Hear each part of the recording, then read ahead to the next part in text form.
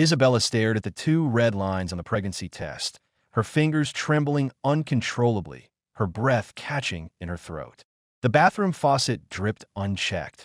The sound of water hitting the porcelain basin was like a ticking time bomb counting down, each tap pounding at her heart, a reminder of the reality she couldn't escape. "It can't be," she muttered, flipping the test over and over, reading the instructions 3 times, desperate to find a mistake in operation. But the red lines were sharp and clear, like two streaks of blood etched into her vision. When had she last been intimate with Victor? His birthday, 2 months ago? Or their trip to Venice 3 months prior? She couldn't remember, only that his eyes had been cold those nights, his touches perfunctory. He'd rolled over to answer work emails right after. But the moments with Lucas were as vivid as yesterday. The warmth of his hands steadying her during stretches at the gym, his focus as he brewed her coffee at the cafe, his laughter as they walked in the park. Every detail was etched into her mind, impossible to erase. Her phone screen lit up suddenly. It was a message from Lucas. "Still coming for training today? I've got new stretching moves ready. Great for your flexibility." A smiley face followed, like a tiny sun, just like his grin. But now, that smile felt dazzling, sending panic coursing through her. A wave of nausea hit Isabella. She stumbled into the bathroom, dropping to her knees beside the toilet and retching. Her knees slammed into the marble floor, the pain bringing tears to her eyes. The agony cleared her head for a moment. She looked up at her reflection in the mirror, pale face, dark circles under her eyes, messy hair sticking to her cheeks. She looked like a defeated fugitive. This was who she was now, a wife who betrayed her husband, a woman carrying her lover's child, someone even she despised.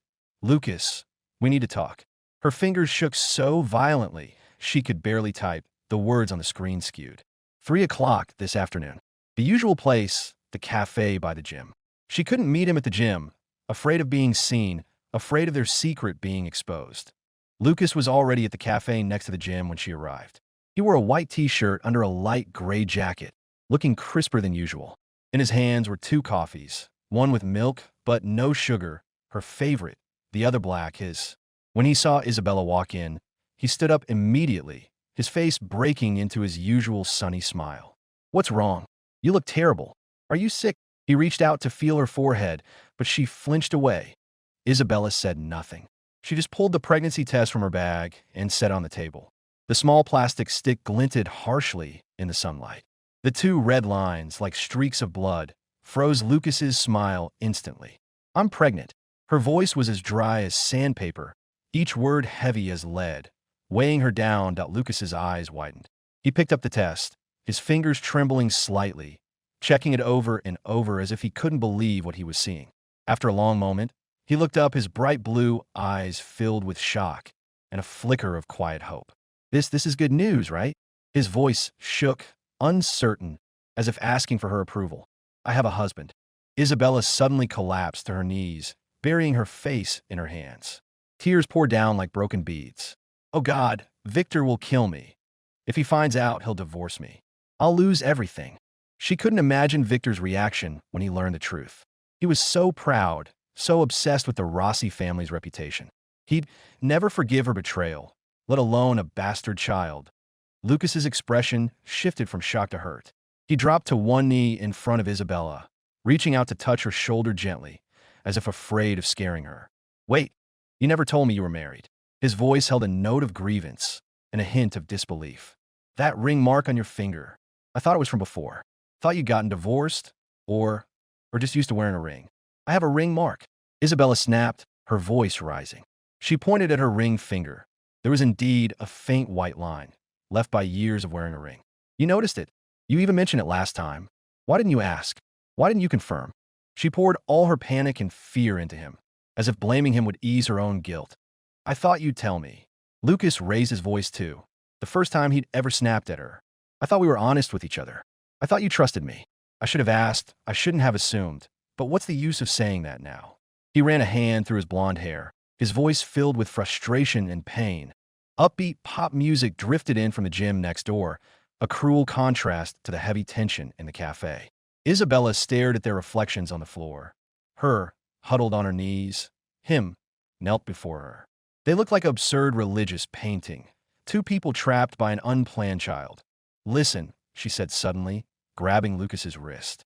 Her nails dug into his skin, leaving red crescent marks. This child can't stay. Victor's coming back next week. I have to. I have to get rid of it. Her voice cracked with sobs, but there was a grim determination in it, as if forcing herself to make a cruel choice. Lucas shot to his feet. The chair scraped back half a meter across the floor, a shrill sound that drew glances from other customers. You mean an abortion? The word fell from his lips like a shard of ice, cold and sharp. His eyes were filled with disbelief and anger. You want to kill our child? We have no choice. Isabella stood too, her voice raw with despair. Have you thought about this child's future? Growing up in a scandal? Called a bastard by the press? Looked down on by the Rossi family? He'd have no father, no real family, and he'd spend his whole life being whispered about. Her shoulders heaved, tears still streaming down her face. I can't let him live like that. I can't lose everything I have now. I know I'm being selfish, but I don't have a choice. Lucas turned his back to her, his shoulders taut. She could see the muscles in his back trembling, as if he was holding back a storm of emotion. The gym poster on the wall, with his bright, radiant smile, felt like a cruel mockery of his current state. After a long time, he turned around. His eyes were bloodshot, like a wounded lion's. That's my child, he yelled at her, his first ever outburst. His voice was filled with agony and rage. You could at least have talked to me first, instead of deciding to kill him. He's my flesh and blood too. I have a right to decide if he lives or dies. Isabella was shocked by his reaction. She'd never seen the warm, sunny Lucas look like this, like a wounded lion, angry and helpless. She knew she was being cruel, knew she was robbing him of his chance to be a father. But she had no other option. Please, she whispered, reaching out to touch his arm. He pulled away. Victor will find out. His family, you don't know how much they care about bloodlines, about reputation. They'll destroy you, and they'll destroy me. Please understand. Lucas took a deep breath, tried to calm himself. He walked to the window and stared at the passersby outside. Sunlight fell on him, but it couldn't warm his cold heart. After a long time, he spoke, his voice hoarse, as if he'd changed. Give me 3 days. His silhouette looked lonely in the sunlight. Let me think. Let me find another way. I don't want to lose this child, and I don't want to lose you. Isabella nodded frantically, grabbing her bag and rushing out. At the cafe door, she almost crashed into a waiter. The coffee in his hands spilled all over the floor, brown liquid splattering her white shoes, leaving ugly stains. She didn't even apologize, she just ran, desperate to escape. Escape Lucas's gaze, escape this suffocating reality, escape the mistake she'd made. When she got home, Anna was dusting the photo frames in the living room.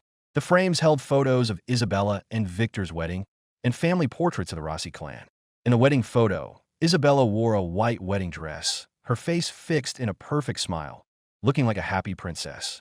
Victor stood beside her in a tailored suit, but his eyes were cold and empty. When Anna saw her mistress's red, puffy eyes, she put down the duster and quietly retreated. She knew better than to ask questions about the Rossi family's business. Isabella walked to the fireplace and stared at the largest wedding photo. The dress was studded with pearls, each glinting in the light, as if mocking her stupidity.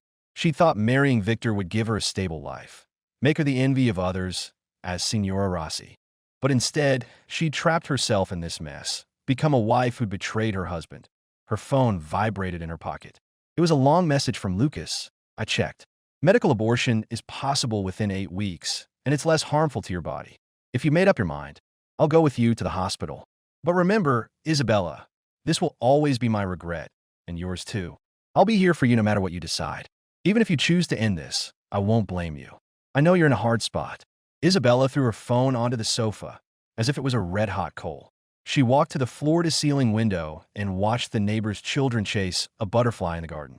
Their clear laughter filtered through the glass, but it only made her feel worse. Those children smiled so innocently, so happily.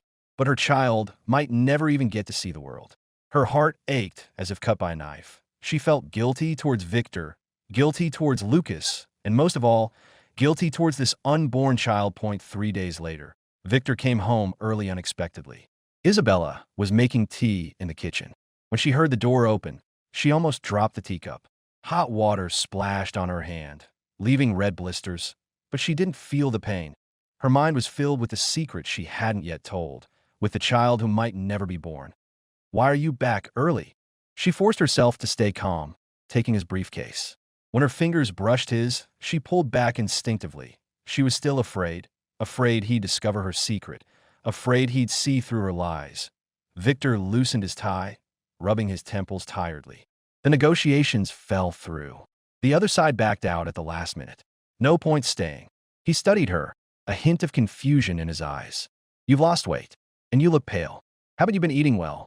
He rarely cared about her health, but this sudden concern only made her more flustered, more guilty. Isabella touched her stomach unconsciously. It was still flat, but she could almost feel a tiny life stirring inside, begging for help. I've just been a bit tired lately. I started working out. The doctor said light exercise is good for me. She hurried to change the subject, her fingers twisting the strings of her apron until her knuckles turned white. Do you want something to eat? I'll tell Anna to prepare it. Victor shook his head. Suddenly, he reached out and brushed her cheek. His palm was warm and dry, carrying the familiar scent of cedar cologne.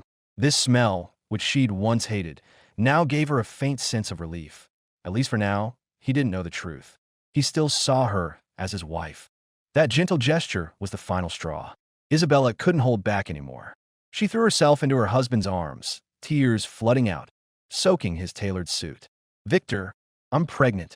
Her voice was muffled against his chest. She didn't dare look up at him, afraid to see anger or disappointment in his eyes. She felt Victor's body freeze. Then, he hugged her tighter, so tight it made her breathless. Oh my God, Bella. Victor's voice trembled with excitement, even a hint of tears. This is amazing. I'm going to be a father. The Rossi family has an heir. His joy was beyond her expectations, making her guilt even heavier. She traded a lie for his happiness. It was too cruel. Isabella buried her face deeper in his chest, dared not look up, afraid to see his excitement, afraid she'd blurt out the truth and destroy this fleeting happiness. I'm 6 weeks along. I wanted to wait until it was safer to tell you. I was scared you'd worry. She made up a lie, her voice laced with fake vulnerability, making herself sound like a thoughtful wife. Victor lifted her face, his gray-blue eyes shining with rare tenderness, the kind she'd never seen before. Worry? Why would I worry? This is our child, the Rossi heir, the fruit of our love. He kissed her forehead softly, as if handling a fragile treasure. Mother will be over the moon. She's been waiting for a grandchild for so long. Those words stabbed Isabella's heart like an ice pick, jolting her back to reality. Sophia was waiting for a Rossi heir, not a bastard child. If Sophia found out the truth, she'd destroy her, destroy this child. Isabella forced a smile, her fingers gently brushing Victor's cheek. I hope it's a boy, just like you, with your eyes, your hair, as handsome and wonderful as you are. She kept weaving her lie, trapping herself deeper and deeper. That night, Victor turned down all his work calls, something he'd never done before. He even tried to cook for her, wanted to make her favorite seafood pasta. The shrimp burned, and the pasta was overcooked, inedible. But Isabella ate 2 bowls, pretending it was delicious, pretending to savor this happiness. As she watched Victor bustle around, her heart filled with guilt. This man might be cold, might ignore her, but he truly wanted this child. He was genuinely looking forward to being a father. And she'd cheated on him, lied to him, and made him the laughingstock of everyone. We'll go for a full checkup next week. Victor's hands still shook as he poured her juice, clearly still overwhelmed with joy. I know the best obstetrician in Milan. He's mother's personal doctor, very reliable. He'll take good care of you and the baby. Isabella chewed mechanically, tasting nothing. Her phone vibrated in her pocket. It was a message from Lucas. Have you decided? I can go with you to the hospital tomorrow. I already booked an appointment with a good female doctor. She won't leak anything. She quickly turned off the screen and stuffed the phone back in her pocket. Victor was still excitedly planning the nursery, talking about turning the room next to his study into a nursery, buying the best crib and toys, hiring the top nanny and tutor. He didn't notice her unease, didn't see the guilt and fear in her eyes. He was too lost in his joy of becoming a father. Late that night, Isabella excused herself to the bathroom, claiming morning sickness. She locked the door and texted Lucas. Victor knows. He thinks the baby is his. He's so happy. I can't tell him the truth. I can't destroy everything. I'm sorry, Lucas. Sorry for our child. She stared at the screen, her finger hovering over the send button for a long time before finally pressing it. She knew these words would break Lucas's heart, but she had no other choice. The message showed read, but there was no reply for a long time. Isabella stared at the typing indicator that flickered on and off at the top of the chat box, her heart hanging in her throat. She hoped he'd understand, hoped he'd forgive her. But she was also afraid he'd be angry, that he'd hate her, that he'd never speak to her again. Finally, she received just one word. Okay. That simple reply hurt more than any accusation. She knew Lucas was truly disappointed, truly heartbroken.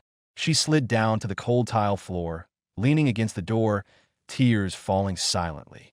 The bathroom light was harsh and white, washing the color from her face. Through the door, she could hear Victor humming an off-key lullaby. The sound drifted in, filled with happiness, but felt like a cruel joke. His joy was built on her lie. His hope was built on a huge deception. She didn't know how long this lie could last, didn't know what would happen when the truth came out. But she knew this. From the moment she lied to Victor, she could never go back. She had to keep going, keep playing the role of Signora Rossi, keep protecting this happiness woven from lies, even if she had to pay a terrible price in the future. She gently touched her stomach, whispering to the tiny life inside, "I'm sorry, baby. This is the only way Mom can protect you. I'll give you the best life, make you the happiest child, even if I have to carry this guilt and lie for the rest of my life."